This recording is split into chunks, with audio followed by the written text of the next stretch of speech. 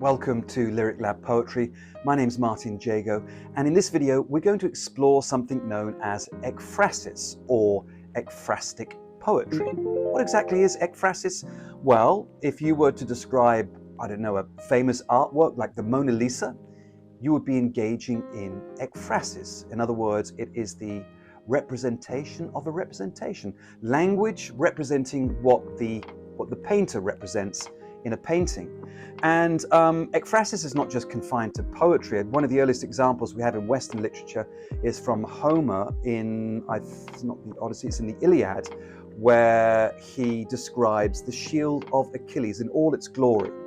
So we're going to, with the help of a couple of prompts and a random image generator that I'm going to show you right now, it's the use of your thumb and a coffee table art book like these ones I got from the thrift store, rather quaintly known as a charity shop in England. But I've got a couple of big hefty books here, one which is a Mark Rothko retrospective and the other post-war and contemporary art.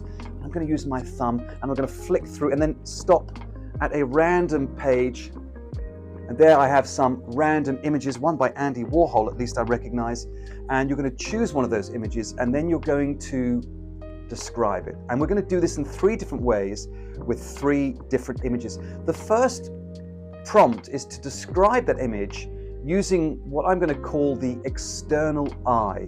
In other words, you're going to describe exactly what you see, and you're going to practice concision and precision, a little like we did in last week's video where we explored imagism, poems of the Imagist early modernist movement.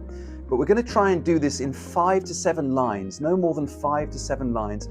And the external eye you're going to use to describe exactly what you can see in terms of light or shadow, in terms of texture, in terms of composition, figures, color, and try to describe in as vivid a way as you can the image that you're looking at. That is the first prompt. So, moving on, we're going to go back to our random image generator. Here we go. We're going to flick through the book again. Oh, look, we've got another piece of artwork here that we're going to focus on for the second prompt. And the idea of the second prompt is to consider the internal eye. When you look at the image, what does it stir up in you? What emotions, what feelings, what associations does the image evoke? You can be literal and metaphorical in this next poetry prompt with this image, and you really again want to try to, I suppose, bridge perception with emotion. Try to describe what you see through your emotional response.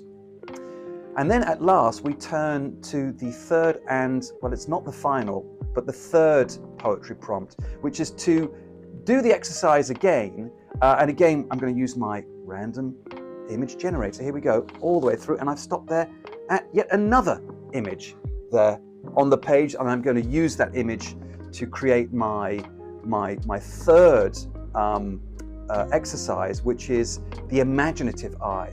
You're going to consider when you write, what's the story that lies beneath this image? You're going to invent a story or a hidden voice within the artwork.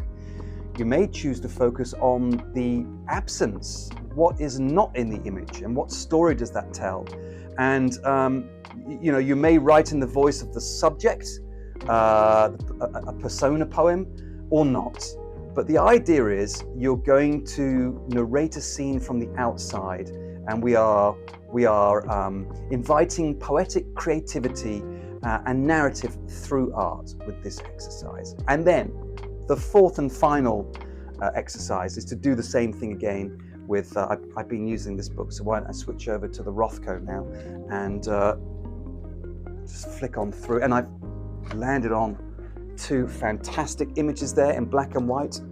And I can use that for the fourth prompt, which is again to study the image, and maybe even this time for the fourth prompt, do a little research, read a bit about the image that you're studying, and then your response could be a mix of all 3, the use of the imaginative eye, the external or internal eye. So you can look at the colors, textures, you can explore the emotional response you have, or you can go on that imaginative kind of flight of fancy and just see what the exercise yields.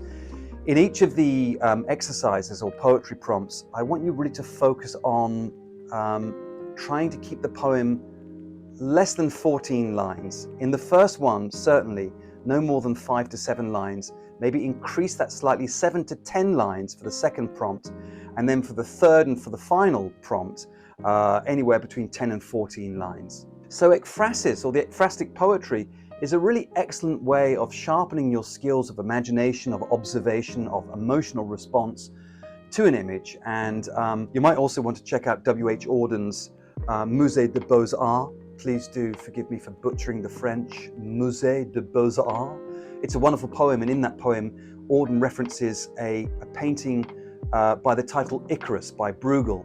So you want to maybe check out the image first online and then read the poem and see how Auden explores through his response to the artwork various layers of meaning. You could write an entire series of poems based on images, and one that comes to mind is the collection by Natasha Trethewey, the American poet.